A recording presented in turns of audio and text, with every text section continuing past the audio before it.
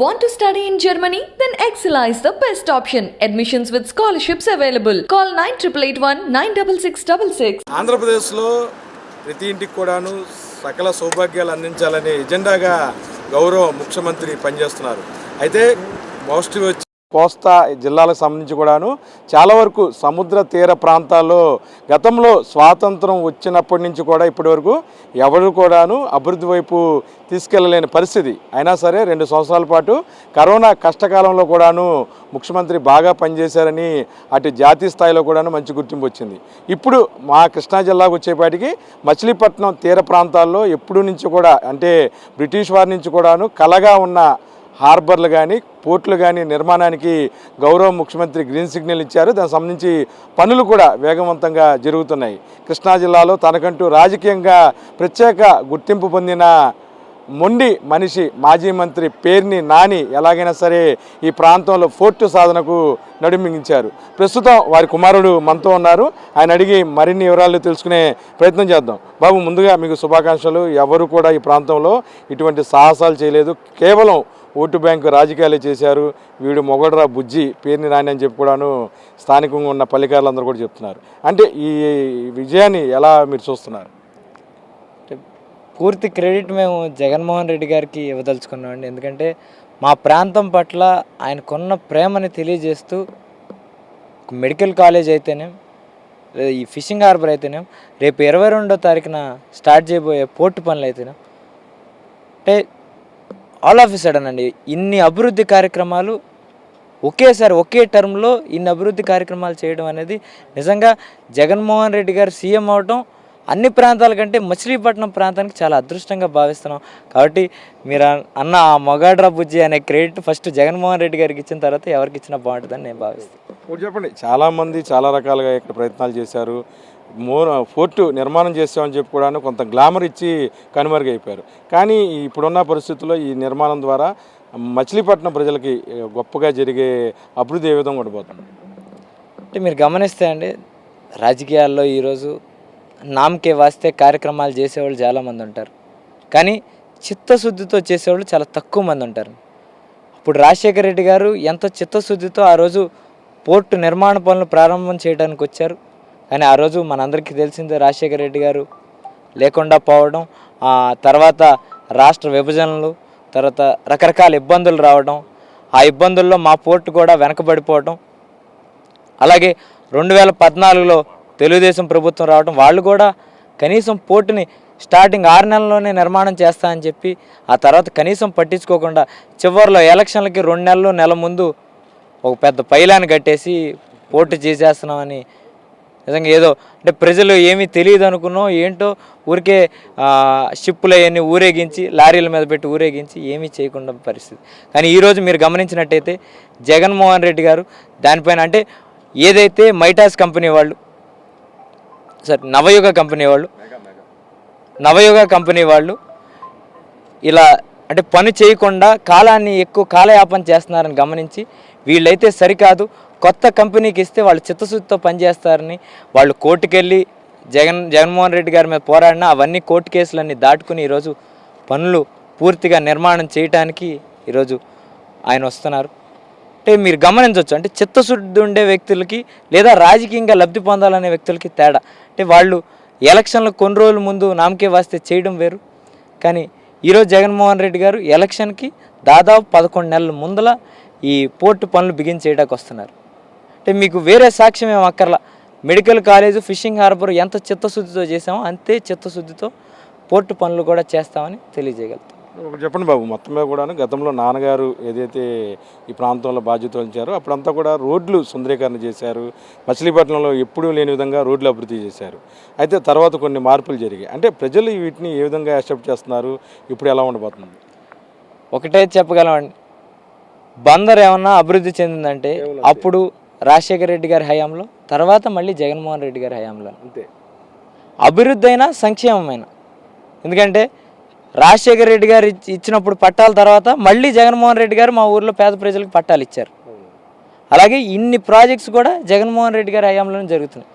కనీసం మీరు 2014 నుంచి 19 వరకు ఏం చేశారయ్యా అని టీడీపీ వాళ్ళని అడిగితే కనీసం ఒక్క ప్రాజెక్ట్ అయినా చేసాం లేదా ఫలానా సంక్షేమం చేసామని చెప్పుకోవడానికి కూడా లేదంటే వాళ్ళు పదవులు అనుభవించడం తప్పితే వేరే దానికి ఏం లేదు, రాజకీయాలు చేయడం తప్పితే ఇంకేం చేయలేదని అదే సాక్ష్యం. దానికి మించి ఇంకా చెప్పాల్సిన అవసరం ఏం లేదు. ప్రజల కళ్ళతోనే సాక్ష్యం చూపిస్తున్నాం కాబట్టి. ఏదైతే ముడా అభివృద్ధికి సంబంధించి కూడాను లేఅవుట్ విషయాల్లో కొన్ని తప్పులు జరుగుతున్నాయని చెప్పి స్థానికంగా ఉన్న నేతలు ఆరోపిస్తున్నారు. దాని మీద గౌరవ మాజీ మంత్రి గారు కూడాను కౌంటర్ ఇవ్వడం జరిగింది. అంటే దాంట్లో ఏమన్నా లొసుకులు ఉన్నాయా? సార్ ఒకటి సార్, ఇప్పుడు ఇది సీక్రెట్ ప్రక్రియ అయితే ఇన్ని రోజుల వరకు టైం ఉంది, ఏమన్నా కరెక్షన్స్ ఉంటే చేసుకోండి అని చెప్పాం. ఇంతవరకు ఒకళ్ళు కూడా రాలేదే. నిజంగా మీకు తేడా అనిపించింది, ప్రతిపక్షాలంటే మీకు తెలిసింది ఏమీ లేకపోయినా ఇన్ని ఉన్నాయి. ఇప్పుడు ఇన్ని ప్రాజెక్టులు జరిగినాయి, అభినందించడానికి ఒకళ్ళైనా వచ్చారా ప్రతిపక్షాల నుంచి? అబ్బా ఇన్ని ప్రాజెక్టులు జరుగుతున్నాయి జగన్మోహన్ రెడ్డి గారి హయాంలో అని ఒకళ్ళైనా మాట్లాడారా? లేనిదేదో చూపిద్దామని జనాల్ని భయభ్రాంతులకు గురి చేసి ఏదో దాని నుంచి లబ్ధి పొందుదామని ప్రయత్నం తప్పితే ఏ రోజు ప్రజలకు ఉపయోగపడే విధంగా చేసేది. ఇప్పటికైనా చెప్తున్నాం, మీకేమైనా దాంట్లో సెట్ బ్యాక్స్ ఉన్నాయి లేదా దాంట్లో ఇలా ఇబ్బంది ఉంది, ఇబ్బందికరమైన పరిస్థితులు ఉన్నాయని మీ మనసు కనిపిస్తే తప్పకుండా రండి.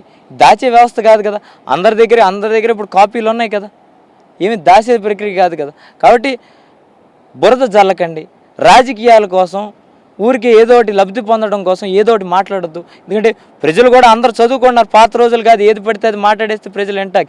సోషల్ మీడియా వచ్చేసింది, మీడియా ఉంది, సోషల్ మీడియా కూడా వచ్చేసింది. ప్రజలకు అన్నీ అవగాహన ఉంది కాబట్టి ఊరికే మాట్లాడి ఊరికే రాజకీయ నాయకుల్లాగా మీరు కూడా లోకు అవుతుంది, మీరు లోకు అయితే రాజకీయ నాయకుల్లాగా అందరూ లోకు అవుతారు. కాబట్టి ఆలోచించి మాట్లాడే ముందు నిజంగా తేడాలు ఉంటే మేము సిద్ధంగానే ఉన్నాం అని చెప్తాం. మొత్తం మీద కూడాను పేర్ని వంశంలో మరో వారసుడు, యువ వారసుడు బయటకు వచ్చారని చెప్తున్నారు. 2024లో రాజకీయాలు ఏ విధంగా ఉండబోతున్నాయి అంటే తాతగారు, నాన్నగారు, నెక్స్ట్ జనరేషన్ మీరు, అంటే ప్రజలు ఏ విధంగా రిసీవ్ చేసుకుంటున్నారు పేర్ని కుటుంబాన్ని? 2024లో బందరు రాజకీయాలు ఏ విధంగా ఉండబోతున్నాయి? ఈరోజు మా కుటుంబం రాజకీయంగా ఇంత పేరు తెచ్చుకుందన్న ఏమో, రాష్ట్రంలో కొంతమంది మమ్మల్ని గుర్తుపట్టి ప్రేమగా పలకరిస్తున్నారన్న దానికి కారణం మొదటిగా బందరు ప్రజలండి. వాళ్ళు నమ్మి మా తాతగారిని కానీ మా నాన్నగారిని కానీ ఆ స్థాయిలో పెట్టకపోతే ఈరోజు ఇంత గౌరవానికి కానీ ఈరోజు ఇంత పేరుకి కానీ మాకు అవకాశం ఉండేది కాదు. కాబట్టి ఎప్పటికీ బందరు ప్రజలకి ఎప్పటికీ రుణపడి ఉంటాం జీవితాంతం. అలాగే నా రాజకీయ భవిష్యత్తు విషయం అనేది మా నాయకుడు జగన్మోహన్ రెడ్డి గారు చూసుకుంటారు. మేమైతే ఇప్పటి వరకు నా పని ఏదైతే నేను ఒక ప్యాషన్ ఎంచుకున్నానో, జనాలకి దగ్గరగా ఉందామని ఎంచుకున్నానో అదే ఆ దాంట్లోనే ఉన్నాను. నా భవిష్యత్తు ఏం చేయాలనేది మా నాయకుడు చూసుకుంటాడని నేను నమ్ముతున్నాను. కాబట్టి నన్ను ఎక్కడ పెట్టాలి, ఎప్పుడు పెట్టాలి అనేది ఆయన చేతుల్లోనే ఉంటుంది. కాబట్టి దాని గురించి పెద్ద ఆలోచన లేదు. ముందు ఎంతవరకు కష్టపడ్డాం, ఎంతవరకు నాయకుడు చేసిన పనుల్ని జనాల దాకా తీసుకెళ్ళగలుగుతున్నాం, వాళ్ళ సమస్యల్ని అధికారుల దాకా తీసుకెళ్ళగలుగుతున్నాం అనే దాని మీద దృష్టి పెట్టాను. చెప్పండి, పొద్దున్న లేచిన కానీ నాన్నగారు ప్రజలకు అందుబాటులో ఉంటారు, ఇక్కడ లొకేషన్ చూస్తే ఎంత డెవలప్ జరుగుతుందో మీరు కళ్ళారా చూస్తున్నారు. అయితే అయినా సరే కొంతమంది ఏకవచనంతో మంత్రి గారిని తిడుతూ ఉంటారు. ఇంకా జనసేన నాయకులైతే చెప్పక్కర్లా, ఏకంగా ఇమేజ్లు కూడా తయారు చేసి షేర్ చేస్తారు. ఇవన్నీ ఉన్నప్పుడు ఇప్పుడున్న జనరేషన్లో కిట్టు బాయ్, లవర్ బాయా, హార్డ్ బాయా అనేది పక్కన పెడితే ఇప్పుడైనా కోపం వచ్చే అవకాశం ఉందా? లేదు సార్, స్టార్టింగ్లో కొంచెం ఎమోషన్లో ఏది కానీ రాజకీయాల్లో సర్వసాధారణం సార్. ట్యూన్ చేశారా నాన్నగారు? ట్యూనే అక్కలేదు, అలవాటు పడిపోతాం సార్. అంటే రాజకీయంలో సర్వసాధారణం సార్. ఇప్పుడు మనకి పక్కింటోడి మీద ఈర్ష వచ్చినా కూడా కోపం వచ్చేస్తుంది కదా. అంటే జనరల్ పబ్లిక్లో ఉండేది. ఇప్పుడు వాళ్ళ నాయకుడు పాపం ఏమీ చేయలేకపోతున్నాడు, జగన్మోహన్ రెడ్డి గారు ఇన్ని చేసేస్తున్నారు కాబట్టి ఇంకేం చేయగలం? ఈర్ష, జగన్మోహన్ రెడ్డి గారి మీద ఈర్ష, ఆయన కింద పనిచేస్తున్న వాళ్ళ మీద ఈర్ష. ఏం చేస్తారు? ఫోటోలు పెడతాము, తిడతాము తప్పితే అంతకుమించి ఏం చేయలేరుగా. ఈ ప్రాజెక్టులు అయితే వాళ్ళ చేత వాళ్ళు ఆపలేరు కదా, జనాలకి జరిగే లబ్ధి ఆపలేరు కదా. డైరెక్ట్గా మీరు సంక్షేమ పథకాలు ఎక్కడ అవినీతికి తావు లేకుండా డైరెక్ట్గా బ్యాంక్ అకౌంట్లో పడుతున్నాయి. ఇంతకుముందు చంద్రబాబు గారు, పవన్ కళ్యాణ్ గారు కలిసి ఉన్న ప్రభుత్వంలో జనభూమి కమిటీల పేరుతో ఎవరి దగ్గర ఎంత తినేశారో అసలు మీడియాకి, జనాలకి అందరికీ తెలిసిందే. అందుకే కదా 23 స్థానాలకు మిమ్మల్ని కూర్చోబెట్టారు జనాలు. కాబట్టి ఏ ప్రభుత్వం ఏంటో జనాలకు అవగాహన ఉంది. వీళ్ళు ఫోటోలు పెడితేనో మమ్మల్ని తిడితేనో జనాల దగ్గర నిజంగా పనిచేసేవాడికి ఉన్న విలువ లేదా వాళ్ళ గుండెల్లో ఉన్న స్థానాన్ని వీళ్ళు పెట్టే పోస్టుల ద్వారానో తిట్ల ద్వారానో అయితే తుడిచిపెట్టలేరని మేము నమ్ముతున్నాం. ఒకటి చెప్పండి, కిట్టు అభిమాన హీరో ఎవరు? రాజకీయాల్లో కానీ, సినిమాల్లో కానీ, నిజ జీవితంలో కానీ? ఫస్ట్ నుంచి మేము చిరంజీవి గారి అభిమానులు అండి. అలాగే చిరంజీవి గారి తర్వాత పవన్ కళ్యాణ్ గారు వచ్చారు కాబట్టి సినిమాల పరంగా ఇష్టపడ్డాం. దాంట్లో తప్పే ఉంది. సినిమా హీరోకిను నిజ జీవితంలో రాజకీయానికి తేడా ఉంటుంది కదా. బట్ హీరో విషయంలో ఫస్ట్ నుంచి చిరంజీవి గారు అభిమానం, చిరంజీవి గారి ఇంట్లోంచి వచ్చిన వాళ్ళని అభిమానిస్తూనే వచ్చాం. అలాంటి సినిమా లవర్స్ అండి.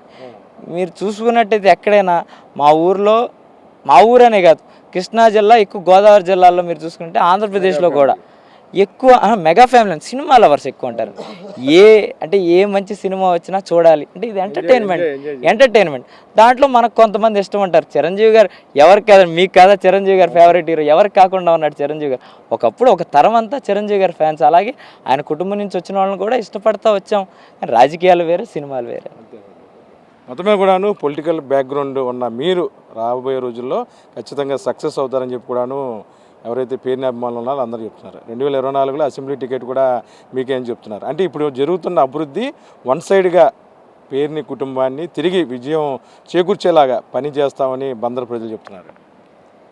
దేవుని ఆశీస్సులు, మా నాయకుని ఆశీస్సులు అండి. అదంతా తర్వాత గ్రేట్ కదా ఈ ఫోర్ట్ మెడికల్ కాలేజీలు. పూర్తి క్రెడిట్ జగన్మోహన్ రెడ్డి గారికి అండి. మీకు ఫస్ట్ నుంచి చెప్తున్నాను, జగన్మోహన్ రెడ్డి గారు బందర్కి చేసింది నాకు తెలిసి ఇంకెవరు చేయలేరు, చేయబోరు. బ్రిటిష్ కాలం నుంచి లేదు కదా. ఈరోజు మీరు ఇక్కడ లోకల్ ప్రాంతంలో ఉన్న ప్రజలను అడిగినా చెప్తారు. అంటే గెలకలు తిండి, స్థానిక గెలకలు తిండి, చుట్టుపక్కల ఏదైతే బోట్ల మీద నమ్ముకుని బతికే వాళ్ళని అడిగినా జగన్మోహన్ రెడ్డి గారు చేసింది ఏంటి, మిగిలిన వాళ్ళు చేస్తామని కాలయాపన చేసింది ఏంటో అంటే కళ్ళకు కనపడుతుంది కదా. మెడికల్ కాలేజ్ పూర్తి అయిపోయింది, ఇది ఆల్మోస్ట్ 80% పూర్తి అయిపోవచ్చిందండి. ఇంకా 20% వర్క్స్ ఉన్నాయి. అంటే మీరు ఎక్స్పెక్ట్ చేశారా? మీరు చిన్ననాటి నుంచి ఈ ప్రాంతాలు చూశారు కదా, ఇలా డెవలప్ అవుతుంది. జగన్ గారి హయాంలో డెవలప్ అవుద్ది అనుకున్నాం, కానీ ఇంత డ్రాస్టిక్ చేంజ్ ఇంత ఫాస్ట్గా డెవలప్ అవుతుందని ఎక్స్పెక్ట్ చేయలేదండి. ఎవరూ చేయలేదు. చాలా ఆనందంగా ఉందండి. థ్యాంక్ యూ అండి. మొత్తమే కూడాను బందరు తలరాతను మార్చిన ఏకైక హీరో ఆంధ్రప్రదేశ్లో ముఖ్యమంత్రి జగన్మోహన్ రెడ్డి అని ఖచ్చితంగా ఏదైతే పేరుని కుటుంబాన్ని ఆదరిస్తున్న మచిలీపట్నం ప్రజలకి ఎప్పుడు రుణపడి ఉంటానని కూడాను కిట్టు చెప్తున్నారు. 2024 రాజకీయాల్లో ఖచ్చితంగా ముఖ్యమంత్రి ఆదేశిస్తే ఈ ప్రాంతం నుంచి పోటీ చేసే అవకాశం కూడా ఉందని తన అభిమానులు కానీ తన అన్యులు కానీ చెప్పే పరిస్థితి ఉంది. వీడియో జర్నలిస్ట్ విజయకృష్ణతో కలిసి